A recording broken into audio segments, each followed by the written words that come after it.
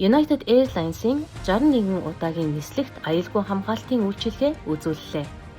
Америкийн нэгдсэн улсын United Airlines компани 2025 оны 5 дугаар сарын 1-ний өдрөөс эхлэн Монгол улсаас Япон улсаар дамжин Америкийн нэгдсэн улс руу нислэг үйлдвэртэй холбогдуулан иргэний нисхийн үндэсний төв төрийн өмчөд хязгаарлагдмал хариуцлагатай компани болон United Airlines компани хооронд зорчигчийн аюулгүй байдлын үйлчилгээ үзүүлэх гэрийг 2025 оны 4 дугаар сарын 28-ны өдөр үзүүлсэн.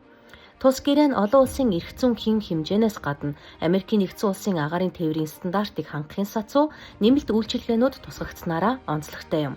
Тэгвэл 2025 оны 8 дугаар сарын 31-ний өдрийн байдлаар United Airlines агаарын тээвэрлэгч нийт 61 удаагийн нислэг үйлдэж нийт 6476 зорчигчид аюулгүй үйлчлэг хийж аюулгүй хамгаалтын үйлчилгээ үзүүллээ.